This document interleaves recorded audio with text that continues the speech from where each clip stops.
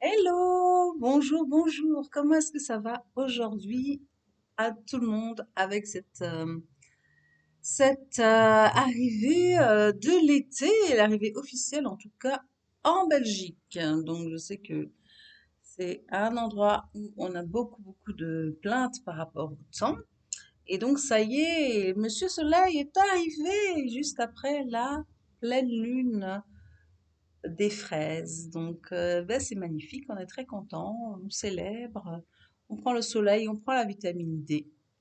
Et moi, j'avais envie de vous faire un petit coucou pour parler un petit peu de la question de l'empathie. L'empathie et l'intelligence émotionnelle, euh, toutes ces choses qui pour moi sont liées à la capacité de pouvoir ressentir et exprimer ses émotions de façon saine, sans, sans se faire mal ni faire mal aux autres. Donc, je vois un peu ça comme ça, la gestion émotionnelle euh, intelligente. Donc, il y a plusieurs formes d'intelligence, hein. On est souvent beaucoup dans cette intelligence scientifique lorsqu'on est à l'école, hein, les mathématiques, cartésien. Et c'est vrai que c'est pas forcément là qu'on développe l'intelligence du cœur, l'intelligence émotionnelle, l'intelligence, pour moi, de l'humain et de la capacité à vraiment ressentir des choses dans son corps et pouvoir les exprimer sans se sentir coupable et sans finalement se sentir submergé par ce qu'on appelle les émotions. Euh, J'aimerais aussi, suite à cet enregistrement, cette vidéo, que vous partagiez un peu votre sentiment sur l'empathie ou sur les émotions ou sur l'intuition, parce que c'est vraiment quelque chose qui est intéressant de partager. Tout à l'heure, j'étais dans ma sandwicherie préférée. J'adore aller là-bas parce que justement, il y a une certaine chaleur et je sens que je peux discuter tranquillement, de façon tout à fait authentique, avec les deux entrepreneurs qui travaillent là et qui sont super sympas, je les adore. Je les adore et ils ont chacun leur personnalité particulière. Et en fait, je parlais justement des bienfaits de l'empathie, de discuter avec les gens, d'essayer de comprendre un peu ce qui les motive, pourquoi ils font des choses, et simplement finalement exprimer mon amour avec un grand A, donc l'amour A, et mon empathie pour un autre être humain.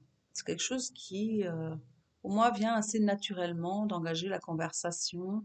Et je trouve que grâce à cette intelligence relationnelle et émotionnelle, eh bien,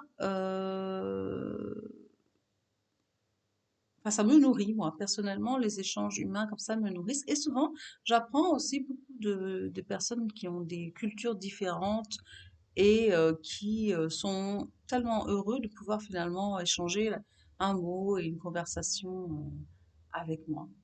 Et donc c'était marrant parce que les deux personnes avec qui j'ai échangé avaient une vision des choses hein, assez différente. Il y en avait un qui était comme moi, qui pensait que c'était important quand même euh, de se montrer sensible, d'exprimer ses sentiments, d'exprimer de l'amour.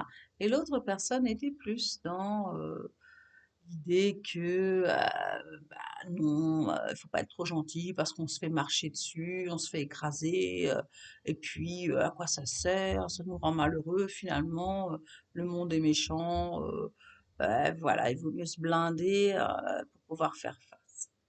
Et j'avais envie de dire, l'un n'exclut pas l'autre. Enfin, c'est pas parce qu'on est dans l'empathie qu'on n'est pas réaliste et qu'on n'est pas conscient et consciente de ce qui se passe qu'on ne sait pas reconnaître des personnes qui peuvent justement avoir de la violence ou vouloir nous manipuler.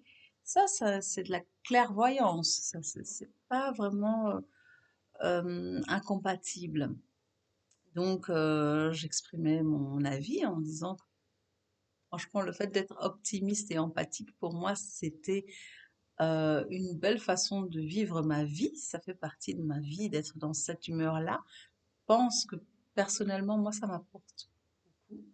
Et je me sens beaucoup plus vivante en étant connectée donc à mes émotions et en étant dans cette aisance relationnelle avec les uns et les autres. Je trouve que même si ce n'est pas facile, on apprend toujours en contact des autres, voilà, et plutôt en étant soi-même et en exprimant ses émotions, plutôt que de rentrer dans la confrontation et dans des explosions d'émotions incontrôlées par cause de justement de non régulation de ces émotions. C'est souvent à force de vouloir contenir et réprimer des émotions que, ouh, au bout d'un moment, bah, ça pète, ça ne va pas.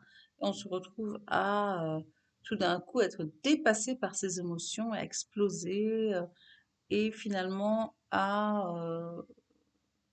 se retrouver là où on n'avait pas du tout envie d'aller à la base parce qu'on a justement réprimé, refoulé ces émotions et qu'on n'a pas eu peut-être d'opportunités ou de moyens de les exprimer autrement. Parce qu'il y a des moyens, bien sûr, pour pouvoir éviter tous ces débordements d'émotions, hein. Donc, tout ce qui est artistique, tout ce qui est sport, tout ce qui est méditation, retour à soi, pour moi, c'est une belle opportunité et un bon moyen de pouvoir libérer des émotions qu'on n'arrive peut-être pas à exprimer en toute authenticité à un certain moment de sa vie ou parce qu'on n'ose pas, parce qu'on a peur de faire du mal, parce qu'on a peur de dire ce qu'on pense vraiment, parce qu'on a peur d'être jeté, par peur de ne pas être aimé. Et voilà, donc beaucoup de choses comme ça, tous des sujets que j'adore aborder dans mes accompagnements, dans mes ateliers aussi, hein. Donc, et dans les pratiques que je propose qui invitent la personne à vraiment s'exprimer, que ce soit par la parole ou par le corps. Voilà, ben écoute, la vidéo fait déjà 8 minutes, donc je ne vais pas parler plus sur ce sujet. En tout cas, je remercie vraiment les personnes qui me suivent. N'hésitez pas à commenter si vous êtes intéressé par ces sujets et que vous souhaitez voir plus de vidéos ou même des lives. Je serai enchantée de pouvoir échanger avec vous.